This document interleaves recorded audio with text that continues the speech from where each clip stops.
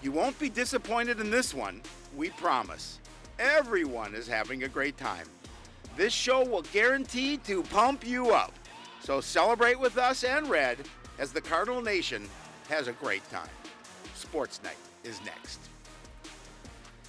Hello, everyone, and welcome to Sportsnight. I'm Joe Young. And I'm Howie Shapiro. And no one has ever accused us of you and I not being a couple of dorks. Well, and I was going to say, we're always having a good time. Absolutely. And excited to be, almost fully into the winter season. Got a couple more teams that are getting going this week and next.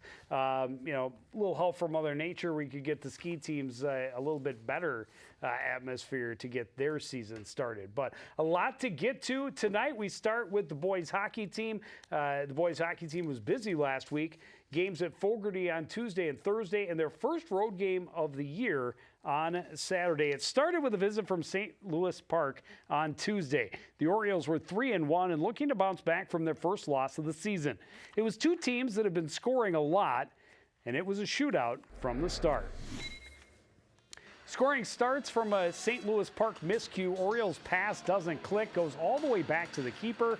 Jackson Engberg turns on the Jets, blocks the clear attempt, slides the puck into a wide open net. Home team on the board 5 minutes in. After the Orioles tied it up, SLPCR takes the lead again. Brody Herzog working hard down the wing, slides it to the slot. Jackson Barzis there for the finish. Good guys up 4-2 after the first. Late in the second now, SLPCR able to create some chaos in the offensive zone, and they cash in. Brody Herzog finishes in tight, his second of the night. Then check this out. End-to-end speed from Engberg, and he's going to cut across the top of the slot, completes his hat trick. Home team up 6-3 at that point. Unfortunately, it wasn't enough. The Orioles scored late in the second, early in the third, and they took all of the momentum. This goal from Brennan Hogan gave them their first lead midway through the third period. They added a couple of empty net goals to hand SLPCR a 9-6 loss. Yeah, it's a tough way to lose a game. Obviously, you've got a nice lead, and unfortunately, you can't hold on to it. But you talked about the scoring. They have been scoring a lot of goals. And Engberg, boy, he's been impressive as of late. He's had a great start to the season, but and that was the knock against the Coon Rapids team that had all that success offensively last year was they were giving up too many at the same time. A similar story really for both St. Louis Park and SLPCR coming in. Unfortunately, the visitors were the ones to get away with the win. On Thursday, they wrapped up their four-game home stretch to start the season against Maple Grove, and they played better defensively, giving up just 3 goals. But look at that, 43 saves for Brock Lewick. Jackson Engberg, you mentioned, he scores another one, but they lose to Maple Grove by a 3-1 score. Then on Saturday, they get back on the winning track, a shootout against Lakeville North. They beat the Panthers 6-5. Caden Alphin had a pair plus a helper. Jackson Engberg, a goal and an assist. Caden Lichter and Caden Sukup also one of each pair of assists for Tranby and Clark. So 5 games in, Jackson Engberg has scored in every game so far. Impressive. Hoping to keep that trend continuing this week. They host Armstrong Coper on Thursday, and Howie? We'll be there. And then on Saturday, it is Hockey Day Coon Rapids, and they will play Champlin on the outdoor ice. And Howie? We'll be there. Yeah, you look at that Maple Grove here. We'll move to the girls in a second, but you look at that Maple Grove game, and it's never easy to talk about a loss, but you play a 3-1 game with a team like that bodes well for the squad. And, you take some of those things in. You'd like to get the win, obviously, but the fact that you played them tight is a good thing. Well, and they need to be able to secure the wins against those teams that aren't those elite levels, especially when you've got a 6-3 edge midway through the second period against a team like St. Louis Park. But you let them get hot, and that's the way it goes. Girls hockey team started their week against Anoka, and they moved to 5-3 on the year with a 4-1 win. Lily McKenzie, I believe that's her third hat trick of the season already in 8 games. Sydney Bertovic had a 4-point night, all helpers. June Semling had the other goal for CPCR. I get tripped up now. It's SOPCR, CPCR, and neither team has a mascot. Well, That's but not for us to decide. It's not. Apparently. And they're up fourth, moved to 5-3 on the year with that win. Yeah, nice record going in. But another huge test for the girls on Saturday when three-time defending state single A champion War Road came to town. The Warriors came in ranked fourth and were 5-1 with their only loss to number 5 Orono. These two played last year in War Road when the Warriors coming in from behind to win a tight game.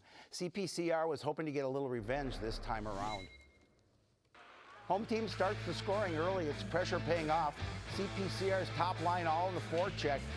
Sydney Bernavec will finally get the puck and just fire it past the keeper. CPCR on the board a little less than 4 minutes in. One of the reasons the Warriors are always good, a deadly power play. Two players trap Oswego in the corner. Kaya Sandy left alone in the slot, and they find her. She buries it, and it's tied at 1 after 1. It's going to stay that way midway through the third. A missed shot by Roro turns into a breakout pass for Bernavec. She sauces it ahead to Lily McKenzie. In on the breakaway. She burns the keeper and puts the home team back in front by a 2-1 score. Just over 3 minutes left. Roro gets a 2-on-1. Defenders take away the pass, so Sandy puts it in the net. Rostro can't snare it. Sandy's second of the night ties the game for a second time. CPCR takes another penalty just 15 seconds later. Warriors capitalize again off the faceoff. Win, move it across the blue line. Jaylee French with a big shot. Taylor Reese out front tips it, and that's the game winner with 2:22 left. War Road's going to skate away with a 3-2 win. Easy for me to say. I know. Yeah, it's a tough team to play against. A really They're tough team to play three-time against. defending champions for a reason. Yep. The hardest part maybe to swallow for the CPCR squad is they've had them. They've been on top both these last two meetings and seen it slip away in the third period. We talked about it the last time we did a girls game, is that they'd played a lot of top 10 teams, and those games, while lopsided, really were determined by that CPCR squad having lapses for just a couple of minutes that led to huge turnarounds. Same thing here. The 2 goals, the tying goal and the winner, coming less than a minute apart late in the third period. But you can't continue to feel bad about it. You got to pick up and move on. They will do so. They are on the road taking on Osseo Park Center on Tuesday. And Howie, we'll be there. And then they will be back home on Saturday to host Elk River. Well, the wrestling team opened its season by hosting one of the best teams they'll see all year, perennial power Anoka. Tornadoes start the season ranked 8th in the state, leading both the conference and the section in that respect. So the Cardinals will have had their hands full if they hope to win the battle for the Golden Shoes this season. It was alumni night at the Fieldhouse, and it was packed for this battle of longtime rivals. Tornadoes stormed to an early lead, winning the first 4 matches, all with bonus points. Elijah Hibbler gets the Cardinals their first win with a dominant performance at 133. Hibbler's a first-year wrestler after coming over from basketball, and he's off to a great start at 24-9 tech ball early in the third period. Anoka forfeit at 139, hoping to avoid Jack Bridenstine, but the Cardinals captain just bumped up to 145 and showed the Tornadoes they were right to be afraid of him. He makes quick work of Gunnar Cameron, putting him in the cradle, getting the pin in 1 minute, 59 seconds.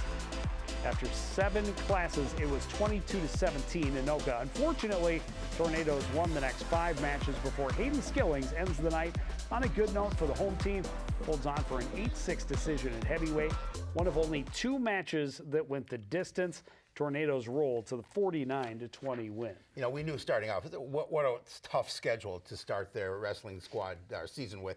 But they knew coming in that it's a big rivalry. You talked about the gym was just packed and the atmosphere is amazing. And unfortunately, they don't have the horses quite yet to compete with Anoka, but I thought they did a pretty good job of staying relatively close. And Skillings at the end, his opponent was ranked 10th in the weight class, and he did a pretty nice job of handling him. Well, those 2 guys especially, Jack Bridenstine and Hayden Skillings, I think just absolutely chomping at the bits.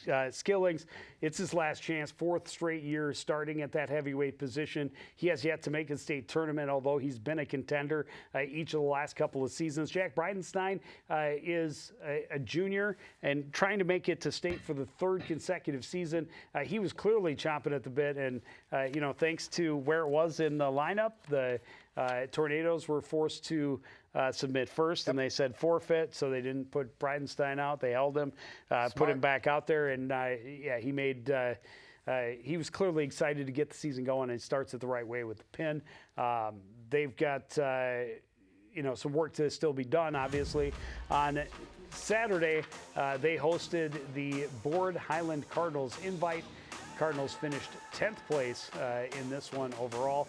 Top finisher was Hayden Skillings, a second place finish. Alex Jong finished third at 107 pounds. Tristan Hargrave was fourth place at 152. Bridenstine, a fifth place finish in his bracket. Riviero finished seventh, and Alex Chang at 114 finished in eighth place. So about half the guys earning spots and placing. Some of those brackets not a full 16, clearly, but a good event and a good way to get into the season. You get the duel right away. You get some tournament action. These guys already have 4 matches over just that 24-plus hours. Yeah, and the competition that they faced in those 2 days is incredible. So they get an opportunity to face the best. Yeah, they are at Rogers and also Armstrong, a tri-meet on Thursday, and then they'll be in Hopkins for an invitational on Saturday. Gymnastics team opens its season this week. Our very own Jerry Grant caught up with this year's Cardinals. Joins us now with more on their vision for the season. Coach Diane Habel's team has their focus hitting their routines in preparation for the first meet against Rogers this week. And also they want to have fun, avoid injuries, and adhere to their motto of be present and have fun. Let's see what they said. Head coach Diane Habel feels the team is in a good place to start the season. The gymnasts are working hard to improve their routines.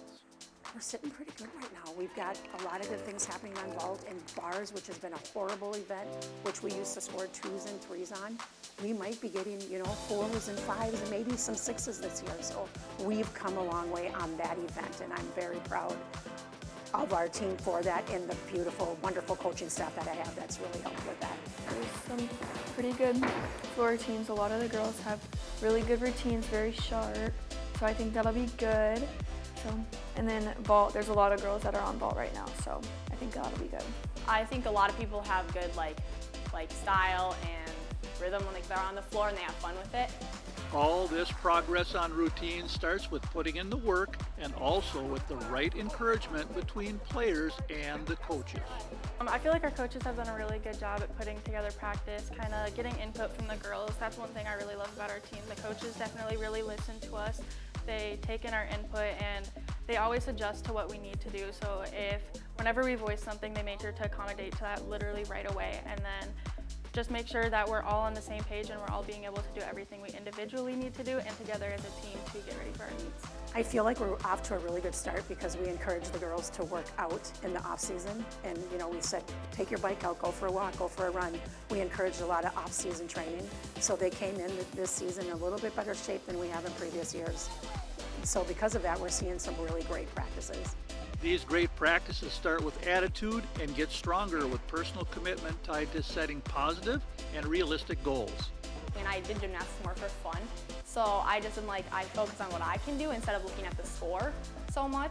Some people will look at that score and compare themselves, but you have to think you're good at where you are, and as long as you excel and try your best, you should just not be putting yourself down. So that's my approach to coaching. It's meeting them where they're at and not making the goals so hefty that they can't achieve it. So making them make little goals so they can achieve them.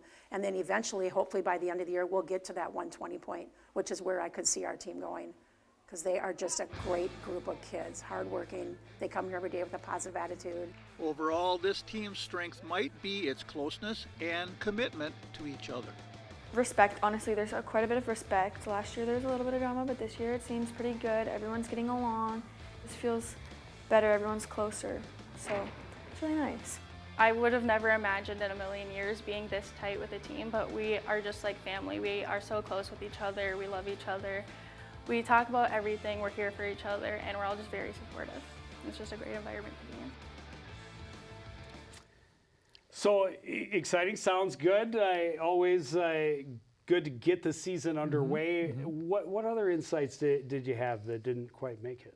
Well, the one thing I learned is they like to take an approach of building on skills. So it's not like they're automatically thinking, we're going to go out there and score 8s and 9s right away. They're thinking, well, we have to start with this skill, build a progression, go to the next thing, and they want to hit that 120 number. That is their goal, and they're going to have to hit all their routines somewhere down the line to get that score. So that's what Diane was saying, and the captain said, we'd like to get to that 120. We have a plan. We're just going to do our thing, stay within ourselves, and then we're going to see where it goes. I wish them luck. I think they'll get there, but it'll take a little while for them to get over the first couple of meets because Rogers is very good. Yeah, so they start with it's tough. That's typical of all Coon Rapids sports. So many very tough teams around. But yeah, they're at Rogers on Thursday and then Andover and Blaine on Saturday. And we'll see you next week. You get to visit with the swimming and diving team this week. Yeah, Jerry, the one thing impressed me is that the athletes have a little bit of a say in what goes on, and the coaches listen to them. And I thought, you don't really see that a lot in sports. It's usually the coach's way. But the fact that they have a little bit of an input, I like that. Yeah, they like it too, and I think that will help them be even better competitors down the line because they have ownership. Yep. Yeah, it was fun. Thank you, Jerry. We'll see you next week. Swimming and diving team will open its season with the Northwest Suburban Conference relays on Saturday, and then they'll have their first duel next Tuesday, but we'll be back with their preview before that time. Nordic skiing team is set to race at Elm Creek on Wednesday. It was originally supposed to be elsewhere. They changed it to Elm Creek. Elm Creek does have man-made snow. I'm told a 2K loop that is withheld the high temperatures over the weekend. We're supposed to get bitter. It's right about Wednesday. It's supposed to go really cold. bitter cold. So, that could further delay their opportunity to get on snow, but we hope to be able to meet up with the Nordic ski team here in the next couple of weeks. Again, as I said at the top of the show, Mother Nature could help out. They could definitely use it, especially after the season they had last year.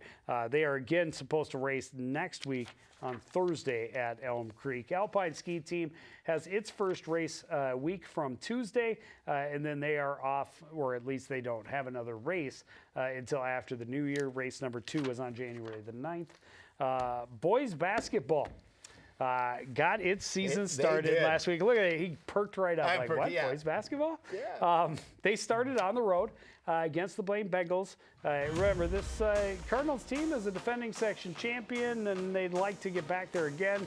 But they got some things to figure out first, and they did not get as many things figured out as they would have liked in the border battle against the Bengals. They lose 85-63.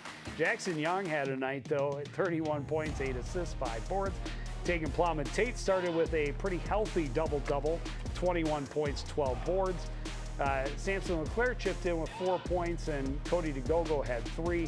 A couple other guys just had 2, so we knew about that coming in that that's going to be key is getting more of those guys to step into much bigger roles. Oh, one of the keys in that loss, too, for Coach O mentioned to me was they turned the ball over, I think, 24 times, I believe, that a lot of transition points. So, they got behind early, especially in that first half, and I think they played pretty much even with them in the second half. But when you're down by that big, it's tough to dig out sometimes. Yeah, we may have mentioned that once or twice in seasons past. Well, the Cardinals were hoping to bounce back quickly. They had their home opener on Thursday, welcoming New Prague to the Fieldhouse. The Trojans also lost their opener on Tuesday, and like the Cardinals, they were looking for a little more offense to help them get back to 500. But the Cards weren't about to let them spoil their home debut. Cardinals get going early thanks to their perimeter shooting. Draw them in, kick it out. Wide open look for Cody DeGogo. He makes it look easy. Next trip down, a nice little switch up top on the move. Tegan Plum and Tate steps into it, and he hits it. The first of back-to-back threes for TPT. Their offense was clicking, but it all starts at the other end. Pressure forces the turnover, and watch Jackson Young. He's taking it coast to coast for the score, and the Cardinals starting to pull away. Nice job by Jackson to split that defense. DeGogo running the offense, great pick and roll with Samson Leclerc. He's got the easy layup, and the Hope team is up by double digits midway through the first. Late in the half, Young again sidesteps for a 3. Jackson had a game-high 22 as he buries that one. Cards lead by a dozen at the break. More on the same in the second. Check out the passing of TPT. Great handoff down low. Jaden Okoye with an easy 2 underneath. Plowman Tate again, this time threading the needle from long range. Jeremy Oddie finishes the fast break. Cardinals control start to finish on their way to a 62-42 victory. It was a fun game. It was a fun game. A lot of fun. And, you know, we knew coming in, again, Jackson Young, TPT, saw a lot of them last year, hoping that both can stay healthy. Obviously, TPT, you know, missed a big chunk of last season at the beginning, but came in and was a key piece of that puzzle down the stretch that helped them get to the first state tournament in the last 40 years. Yes. So it's nice to have those two pieces back. But you see guys like Adi and Togogo and Okoye stepping in, having maybe a little bit bigger eyes right now, trying to figure out exactly what their role is. And Coach O at the same time, too, he's got other guys, Samson LeClaire, and other pieces to see who gets how many minutes at what time and who's giving you the best matchups as a five-man group. And I expect that, especially with Coach O's history, that you'll see this team progressing very quickly, especially early in the season. Oh, absolutely. And again, another shout out to Coach O and his staff. Victory number 100 in that win over New Prague. So that's a great milestone. They are at Hastings on Tuesday this week. That's their only game this week. They're back home to host Bloomington Jefferson next Tuesday. And Howie, we'll be there. Well, the girls basketball team had its home opener on Tuesday last week, hosting conference rival Blaine.